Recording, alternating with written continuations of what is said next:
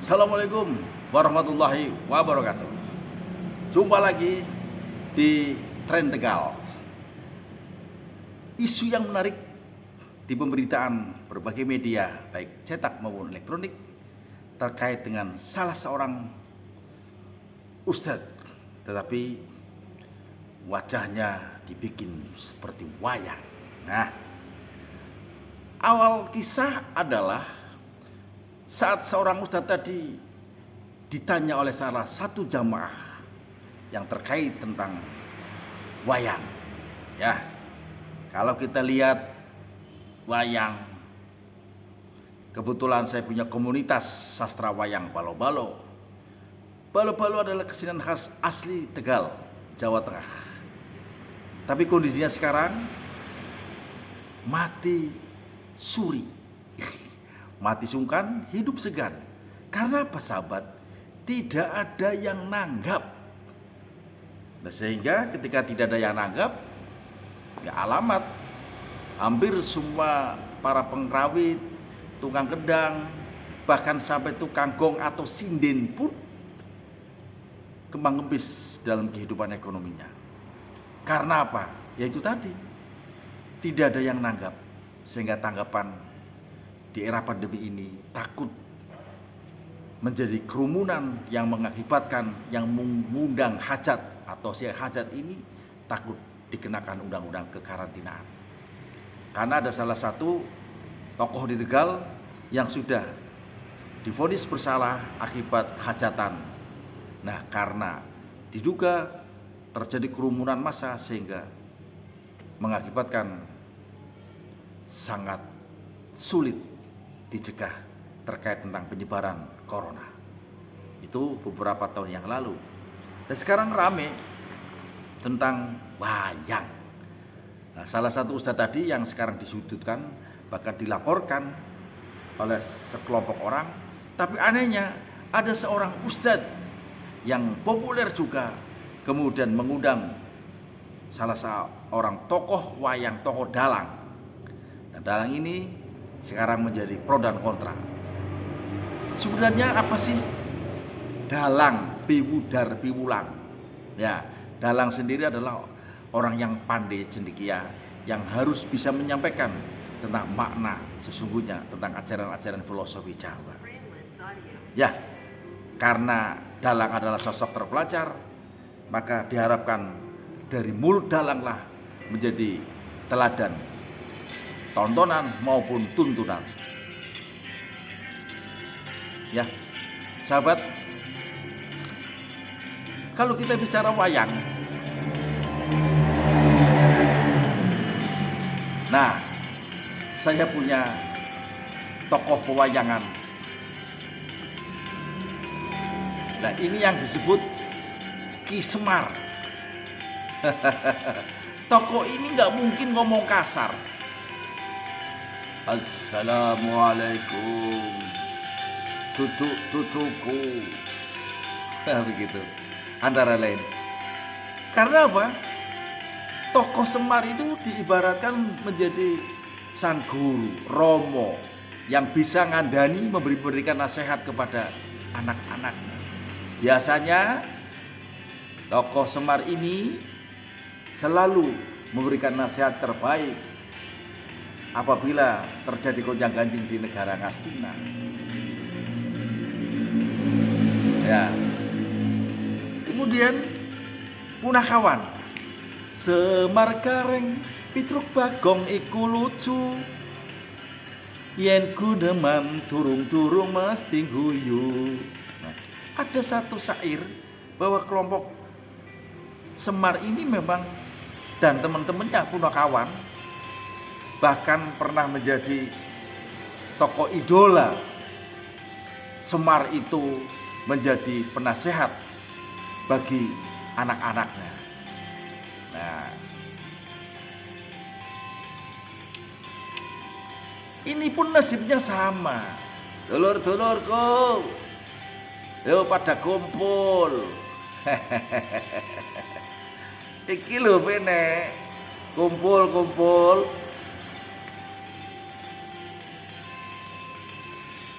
Ono apa Kang? Ngundang-undang. Iki lho. Sampai apa ora krungu ta? Ana wong dalang dilaporke polisi. Nah terus maksudnya piye? Ya nyinggung karena menyinggung seseorang. Wah, gawat. Kalau sudah menyinggung seseorang, padahal kita itu nyaris musnah. Loh, maksudnya nyaris musnah gimana? Ya nyaris musnah karena nggak ada yang nanggap. Tidak usah dimusnahkan, saya musnah sendiri. Iki setunggale pundi dudang meneh. Halo, Rene iki. Ono apa? Ono apa? Jadi tokoh-tokoh ini pun akan musnah apabila tidak diundang oleh sang dalang. Ya, tidak akan pernah ada ketika dalang tidak mengundang dan dia selalu bersemayam di dalam kotak. Ya, lalu mengapa sekarang berkesenian menjadi perkara hukum? Dipersoalkan karena mungkin menyinggung seseorang. Allah, aku orang ngerti. Sementing awake dhewe ya langasi nanggap ya punah. Jadi tidak usah dimusnahkan ketika orang tidak nanggap saya. Ya musnah dengan sendirinya. Ya kono kan. Iya, bener ta bener. Yen langasi nanggap nyong, ya nyong ora bakal tampil. Apa maning nyong jalanan kotak. Jadi ketika saya tidak ada yang nangkap ya otomatis dengan sendirinya saya akan punah dengan sendirinya. Seperti halnya bahasa daerah, bahasa Tegal contohnya. Yen wong-wong ora pada nganggo bahasa Tegal pasti akan punah. Contoh di komplek mewah, di perumahan elit semuanya menggunakan bahasa Indonesia, pakai baby sister, sehingga orang-orang tidak menggunakan bahasa Tegal. Oh, jadi kayak gue, ya iya. Nah orang nganggo bahasa Tegal lama-lama hilang. Iya, lama-lama akan hilang dengan sendirinya, seperti kita sebagai wayang. Ketika orang-orang tidak nangkap saya, ya saya akan punah sendiri. Tidak usah dimusnahkan. Oh bener Eka. Nek bahasa Tegal orang dinggo semuanya menggunakan bahasa Indonesia, ya otomatis bahasa Tegal sendiri akan punah. Lah ya kayak ngono, apa maning wayang, apa maning nyong ning jero kotak, nek dalange ora jukut nyong. Kalau dalangnya tidak mengambil saya dalam kotak, maka saya tidak akan pernah keluar dari pakliran. Terus tidur saja di dalam kotak. Ya, jadi ngono kan iso rosan lesun-lesunan, awake dhewekmu wayang, bayang-bayang. Lah kasih pada ribut piye ge? Sing taring saling menghujat, memukuli wayang yang menyerupai tokoh. Ya wis biaran mereka pada akhirnya nanti akan berhenti sendiri. Jenenge konflik, polemik ya setiap anu pasti ada. Oh iya, nek sing apik awake dhewe ya kudu aku rukun, nggih. Ora usah bengeng-bengeng, tidak usah saling melapor. Opo menang jadi arang, kalah jadi abu. Ah ya wis, awake dhewe iki wis kudu akur lah. Akur, ikut ngalor ya ngalor, ikut ngidul ya ngidul, apa jare dalang. Dalang miduraken piwulang, menyampaikan hal kebajikan. Nah, yang ngono. Oke. Begitu sahabat. Yang namanya wayang itu benda mati. Ketika tidak ada yang nanggap, sawayang-wayangnya sekaligus dalang dan panjatnya tidak bisa hidup secara ekonomi. Karena salah satu contoh di grup kesenian saya Balo-Balo, sindenya sudah berumur, tukang kendangnya sudah meninggal, bahkan banyak pengrawit yang sudah usur, sehingga kesenian daerah sekarang bukan hanya tidak diminati, tetapi karena tidak ada yang nanggap. Dengan demikian maka kesenian itu akan punah dengan sendirinya. Ya, Jangan dikaitkan dengan apapun, bahwa ini sebagai bentuk pelajaran bahwa tanggapan kesenian budaya adiluhung memang perlu dilestarikan dengan catatan nanggap wayang, nanggap balo-balo. Apabila Anda tidak nanggap, berarti Andalah bagian dari orang yang ikut memusnahkan kebudayaan. Yes, saya berharap supaya teman-teman nanggap saya. Kalau tidak ada yang nanggap, ya sudah, saya akan punah dengan sendirinya. Tidak usah dimusnahkan, saya akan munah dengan sendirinya. Seperti halnya kesenian-kesenian yang lain, ya. Mereka wajib dilestarikan, tapi jangan sekedar ngomong dilestarikan, harus dibuktikan.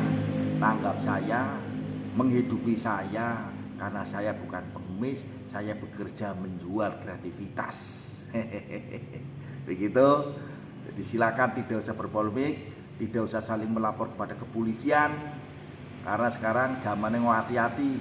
Mulutmu adalah harimau, mulutku nek ora makan ya aku mati. Apa jare dalang ke terserah, mau Gatotkaca menang, mau Gatotkaca kalah, ya terserah dalang. Ya dalang yang ngetoke, yang mengambil saya di dalam kotak. Kalau saya dianggap menang, keremu gambale, ya terserah dalang. Sehingga tidak perlu ribut. Sesama seniman harus saling bantu-membantu. Sesama pengrawit, sesama seniman dalang, ya. Jika wayang bersatu, tak mudah dikalahkan. Nah, wayang bersatu piye wong wayang tergantung dalang. Kalau dalangnya tidak mengambil saya, ya saya tidak keluar. Sehingga saya harus berterima kasih kepada orang yang mau nanggap saya. Itulah yang ngurip-nguripi budaya adiluhung. Tapi kalau saya tidak ditanggap, ya sudah, saya akan punah dengan sendirinya. Ada di dalam kotak selamanya. Jadi begitu sahabat. Orang sekarang ramai membicarakan tentang salah satu tokoh agama yang digambarkan berjenggot dengan menggunakan kostum orang Timur Tengah, dihajar rame-rame, dihujat rame-rame, dipermalukan. Tetapi orang ini sekarang mau dilaporkan polisi juga. Ya, akhirnya saling melapor. Saya berharap jangan dijadikan pengalian isu. Ya, negeri ini sudah begitu terpuruk. Kemarin kelangkaan masker, kelangkaan hand sanitizer, dan sekarang lagi rame-ramenya kelangkaan minyak goreng. Jangan-jangan ada yang nimbun. Nah, mari kita ikuti terus perkembangan di Tren Tegal bersama Kang Mari Gustam, selalu mengabarkan salam budaya untuk Indonesia sejahtera.